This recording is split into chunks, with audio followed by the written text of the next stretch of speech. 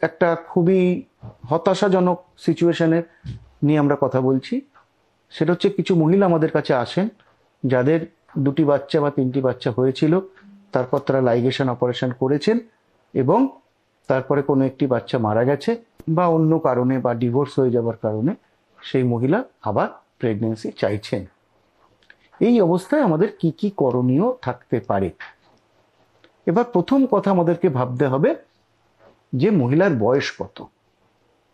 কারণ যে মহিলা লাইগেশন অপারেশন হয়ে গেছে তারপরে যদি বাচ্চা মারা যাবার কারণে আমাদের কাছে আসেন, সেক্ষেত্রে অনেক ক্ষেত্রেই দেখা যায় যে মহিলার বয়স 40 বা 45 বছরের বেশি।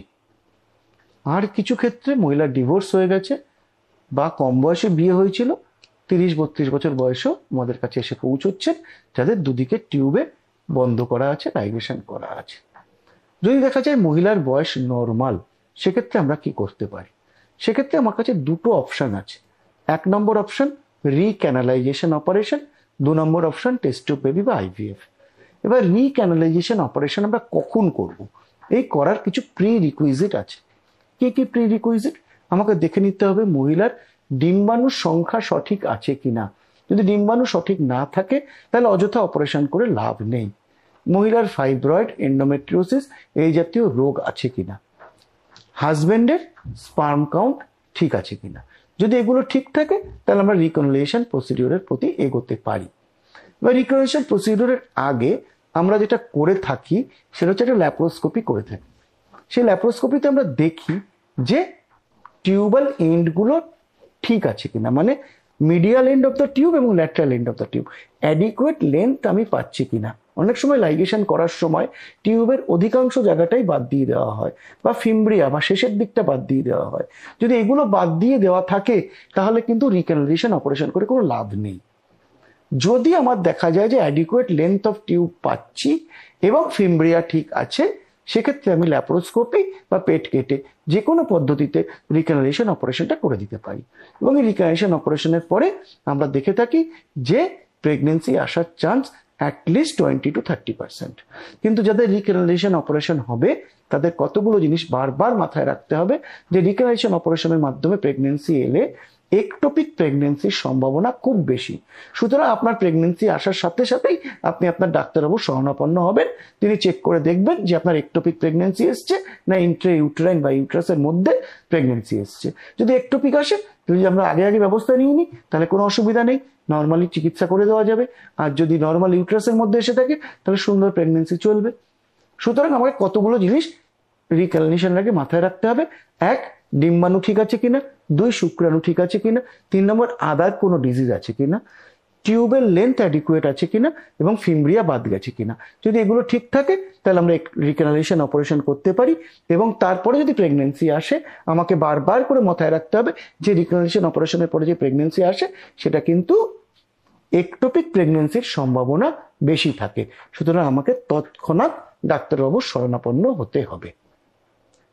এর পরের পদ্ধতিটা আসি, যে পদ্ধতিটা আমরা বলি টেস্ট টিউব বেবি। এবং টেস্ট টিউব বেবির ক্ষেত্রে আমরা যেটা ভেবে থাকি যে টিউব আমাদের কাজে লাগছে না, আমরা টিউবটাকে বাইপাস করছি। টিউবে যে ফার্টিলাইজেশনটা হয় সেই ফার্টিলাইজেশনটা আমরা ল্যাবরেটরিতে করছি। সুতরাং টিউব বাদ গেলেও আইভিএফ পদ্ধতির মাধ্যমে বা টেস্ট টিউব বেবির মাধ্যমে প্রেগনেন্সি আনা সম্ভব। এবং এক্ষেত্রে সাকসেস রেটও খুব বেশি, যেহেতু মহিলা আগেও প্রেগনেন্ট হয়েছেন, ডেলিভারি হয়েছে, ইউট্রাসের রিসেপটিভিটি খুব ভালো। যদি না ওনার ডিম খুব কমে গিয়ে থাকে বা বয়সের জন্য এন্ডোমেট্রিওসিস বা অন্যান্য রোগ এসে থাকে, তাহলে কিন্তু এই মহিলাদের প্রেগনেন্সি দিতে কোনো অসুবিধা হয় না। এ সত্ত্বেও কতগুলো সিচুয়েশন আমাদেরকে মাথায় রাখতে হয়। অনেক ক্ষেত্রেই বাচ্চা মারা যাওয়ার কারণে যারা আসেন তাদের বয়সটা এতটাই বেশি হয়ে যায় যে তাদের নিজস্ব আর কোনো ডিম থাকে না। সেক্ষেত্রে আমাদের উসাইড ডোনারের কথা ভাবতে হয় এবং উসাইড ডোনার দিয়ে হাজব্যান্ডের সিমেন দিয়ে ফার্টিলাইজেশন করিয়ে আমরা কিন্তু প্রেগনেন্সি দিতে পারি। কিন্তু এখন এই ART রুলস আসার পরে 49 বছর বয়সী কোনো মহিলার আমরা কিন্তু আইভিএফ করতে পারি না। সুতরাং যদি কারোর এরকম সিচুয়েশন হয়ে থাকে তারা চেষ্টা করবেন যত তাড়াতাড়ি সম্ভব আইভিএফ ক্লিনিকের শরণাপন্ন হতে, কেন বয়স বেড়ে গেলে কিন্তু আমরা আর আপনার আইভিএফ করতে পারবো না। এবং এই ক্ষেত্রে আরো কতগুলো প্রবলেম এসে দাঁড়ায়, তার মধ্যে অন্যতম হচ্ছে প্রেশার এবং ব্লাড সুগার।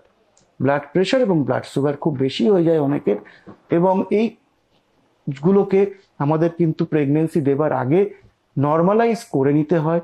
সব ওষুধ প্রেগনেন্সিতে চলে না, কিছু কিছু স্পেসিফিক ওষুধ দিয়ে নর্মালাইজ করতে হয়, তারপরে আমরা প্রেগনেন্সির চেষ্টা করতে পারি। সুতরাং বয়স বেড়ে যাওয়ার সাথে সাথে বয়স সংক্রান্ত রোগগুলোও তো আসবে। এবং আরো একটা জিনিস মাথায় রাখা, যে একটা 25 বছরের মহিলার প্রেগনেন্সি যতটা স্মুথ হয়, একজন 45 বছরের মহিলার প্রেগনেন্সি কিন্তু অতটা স্মুথ হবে না। তার কিন্তু প্রেশার, সুগার এগুলো বাড়ার সম্ভাবনা খুব বেশি থাকে। সুতরাং আগে ডাক্তারবাবুর সাথে প্রপারলি কাউন্সিলড হবেন যে আপনার প্রেগনেন্সিটা রিস্কি প্রেগনেন্সি হবে, হাই রিস্ক প্রেগনেন্সিতে আপনি পড়বেন। এটা জানার পরে যদি আপনি সম্মত হন, তারপরেই প্রেগনেন্সির জন্য যাবেন। এই ক্ষেত্রে কিন্তু অনেকগুলো জিনিস বোঝার আছে।